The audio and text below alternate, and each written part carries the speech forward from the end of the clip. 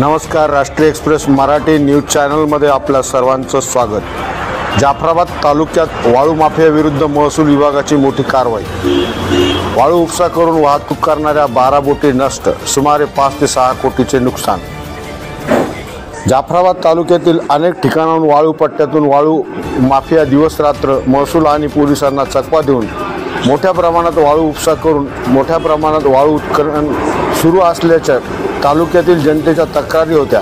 त्या अनुषंगाने जाफराबाद तालुक्यातील अवैध वाळू उपसा आणि तस्करीला आळा घालण्यासाठी महसूल पोलीस आणि अग्निशमन दलाच्या पथकाने खडकपूर्णाच्या धरणात जाफराबाद देळगाव राजा हद्दीतून वाळू वाहतूक करून आलेल्या 12 बोटी पंप जागेवर नष्ट करण्याची कारवाई जिल्हाधिकारी श्रीकृष्ण पांचाळ, अप्पर जिल्हाधिकारी रीता मेत्रेवार, उपविभागाधिकारी दयानंद जगताप यांच्या मार्गदर्शनाखाली तहसीलदार डॉक्टर सारिका भगत, पोलीस निरीक्षक सचिन खामगळ यांच्या नेतृत्वाखाली पोलीस व अग्निशमन आणि महसूल पथकाने केली।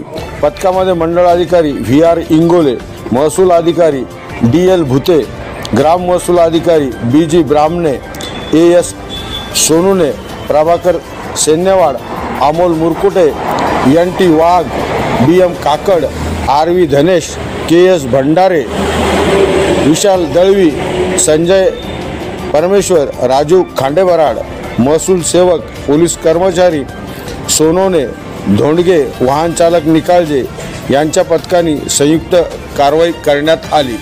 या जाफराबाद तालुक्यातील झालेल्या मोठ्या कारवाईमुळे वाळू माफियांचे धाबे दणाणले आहे।